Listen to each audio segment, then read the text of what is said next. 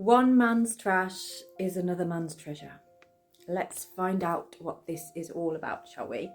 I'm going to get the runes first of all to see where your energy is, because this feels to me like you're kind of recognising maybe that isn't for me, but something else might be. You're not judging yourself based off what somebody else thinks about you or feels about you. You know, that isn't the way you want to move forward. So let's get into your runes first of all. Where is your energy at this time? Yes. Okay, so you're changing the direction of your mind at this time. You are changing the direction in the fact that you're like, for many of you, I feel like you're saying it's time to move on. Maybe you've been waiting on a decision from somebody in your life. Maybe you've been waiting to be chosen, or you've been waiting to see if things could change. But you're kind of recognising, I have to take responsibility for that change myself. I am the only one that is responsible for the good things that happen in my life. You know, you're choosing, or you recognise that you might be choosing a direction that actually leads to lack, or you're trying to be in the life of somebody that really doesn't see your worth, or really doesn't see you as treasure. You know, they're kind of seeing you as, not as trash. I'm not saying they see you as trash, but you feel like that. You feel like trash, or you feel like you're just not maybe respected enough, or you're just not appreciated, really. And it's a difficult decision for you, because I feel like this comes from a person that maybe you've had a long-term friendship or relationship with. This person's been in your life for some time. They may feel like family to you. There's something about home. So you may have actually lived with this person, or like spent a lot of time in each other's homes, that kind of thing. But something recently has shifted in your mindset where you're like, I can't just keep showing up and being available and trying my best and trying to do all the things that you think that person needs or wants. You've been in a very stagnant energy in this situation for some time. And Easter in reverse is kind of telling me that this energy is about, you're not in the observation stage anymore. You're not sitting back in this stagnant energy, sort of going, what if I just wait a little bit longer? If I just wait a little bit longer, maybe things will change. Maybe they will suddenly be proud of me, or suddenly say how much they adore me, or something like that. There's something that just came through there very heavily about father wound. So this, if you think about it, and I feel like I'm talking to a collective of females here, and I'm directly talking to your little girl. This is the little girl within you that didn't get the attention that she needed, or, you know, the emotional availability from a father figure in your life.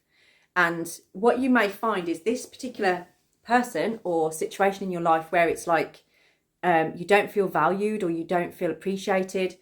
The reason that you are so comfortable in their energy, or they seem so familiar to you, is because it actually recreates that scenario when you were younger, when you were a child.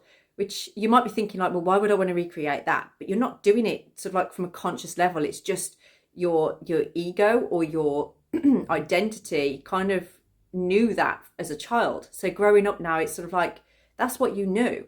And part of you, and this could be buried in the subconscious, it's almost like you feel, if you take this emotionally unavailable male, that if you throw all this love at them, if you do all the things that you think they want, and you're like, oh yeah, if I do this, they're going to love me, or if I do that, they're going to admire me or be appreciative of me.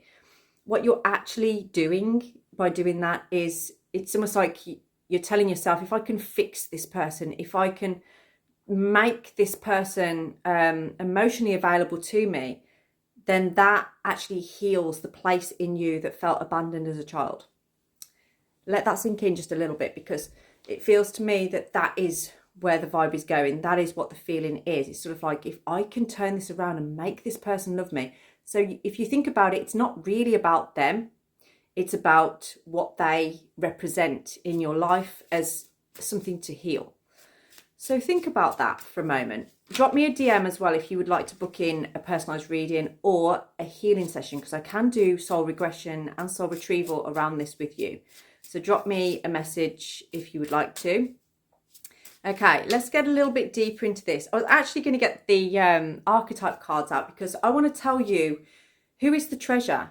Who is the one that, because I feel like there is this new energy coming in that is treasuring you.